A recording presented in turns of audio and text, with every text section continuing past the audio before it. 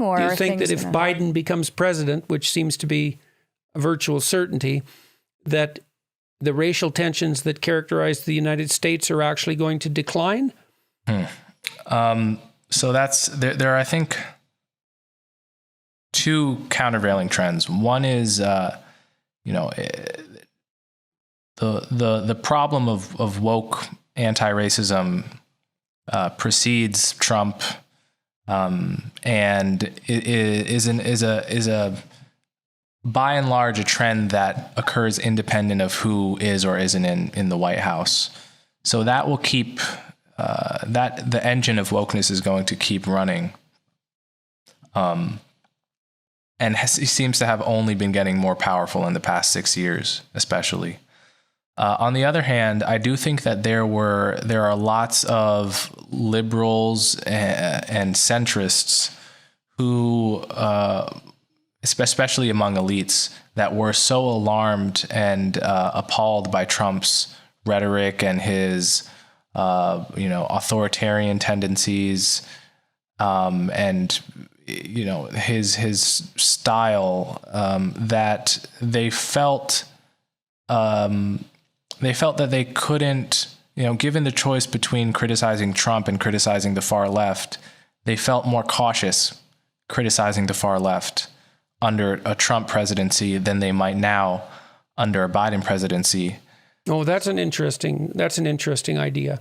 So you think a Biden presidency might give people the opportunity to, liberal people, let's say, this opportunity to separate themselves from their more radical compatriots, say within the Democratic Party? It certainly offers that opportunity. Whether or not people take it is anyone's guess, frankly, and I don't want to signal too much optimism on this score, but it's certainly an opportunity given that Biden has been fairly good in rejecting most of the policy prescriptions and sensibilities of the far left. I think it would make sense for people of influence to rally around him as a president that hopefully will embody actual liberal values rather than illiberal social justice values. I was hopeful about that. And then Harris put her pronouns in her bio on Twitter. Seriously, I was like, this actually, maybe this isn't so bad. I think Biden might be more center than he's putting on, given his past. But then Harris put her pronouns in her Twitter. I didn't know that. When was that? Yeah. So that's not good. Yeah, he's phony. Yeah. No, she doesn't mean it. Yeah. Not that makes it. No, that might even be worse. Yeah, I mean, isn't it? What I find to be strange is the word. I have an obsession with this word Latinx. Have you heard this word? That's a bad one. I have an obsession with this word. I think it's partly because as a kid I grew up around my Spanish-speaking family members on my mother's side often, and by the time I was adolescent, I wasn't fluent, but I had enough of a familiarity with the language to communicate. And when I got to Colombia, I heard this word that I'd never heard before in all my days speaking to my Puerto Rican family members. And it was sold as a word, the new polite term for Hispanic Americans that Hispanic Americans are demanding, much like the succession of African American and Black from the earlier Negro and colored, which used to be the polite terms. Of course, it couldn't be further from the truth, right? When Pew polls Hispanic Americans about what they prefer to be called, they find 96% say, please don't call us Latinx. Either I haven't heard of that or I've heard of it and I don't like it. And so so it's one thing for there to be an elite bubble. How could there not be? There's nothing inherently wrong with that. Everyone lives in a bubble. But what strikes me with particular force is when the elite are completely unaware of how their peculiar, our peculiar moral sensibilities are not shared by the general public, and therefore force their sensibilities on the general public And there's almost nothing more philosophically repugnant. It's almost spiritually repugnant than the attempt to force a particular language usage. There's something about that that's a deep violation of individual freedom. It's not obvious how language evolves and how we all accept new words, but to have them coined by ideologues and then forced into usage by moral threats, let's say, there's something about that's It irks you. Yeah, it irks me too.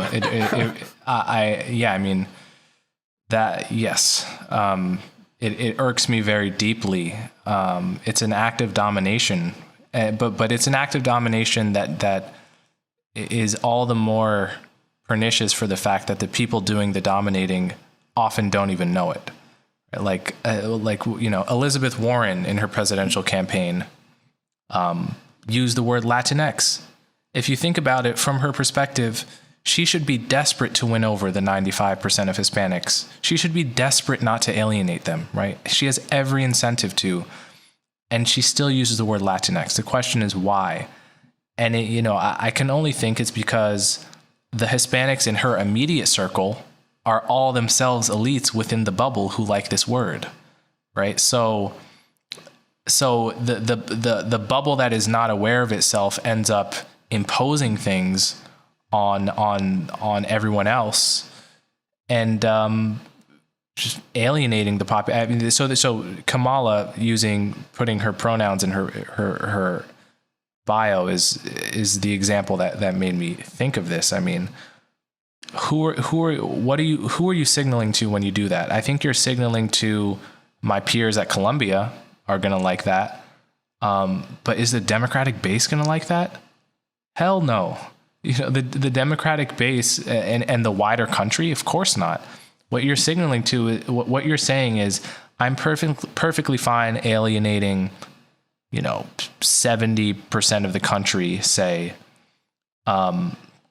if it means ingratiating myself to this particular minority that has a lot of cultural power and sway right now.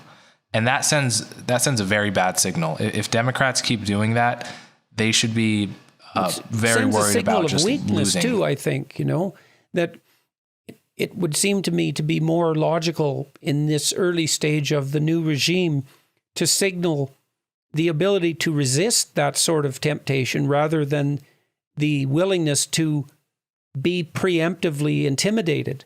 Do you think maybe she's not even intimidated? I mean, maybe she is, but maybe she's just surrounded by so many people telling her that that's the right thing to do that she believes it. Is that possible? I mean, her circle might be a whole bunch of people who all have their pronouns in their bio. Mm-hmm. No, I think that is likely true. And who knows, maybe they're trying to play a split strategy where Biden plays to the middle and Kamala appeases the woke. True. But we'll see. Yeah, well, I hope that things go well. I mean, obviously this transition is a mess. Yeah. I hope that the vast majority of people up here in Canada wish everybody in the U.S. well while you go through this convulsive process of changing your government, and that it's a change for the better. That would be something. It should not be convulsive. I'm personally embarrassed as an American that a sitting president is declaring victory, like as if we're a third world nation that struggles with, authoritarian dictators coming to power. It's embarrassing to me. Well, it is striking, though, how close your elections have been. What, for the last 4 elections? Your country is so evenly split down the middle that it's kind of miracle. Or you could say the parties just do a very good job of competing with one another, is another way of thinking about it. Yes, fair enough. An equally valid way of thinking about it.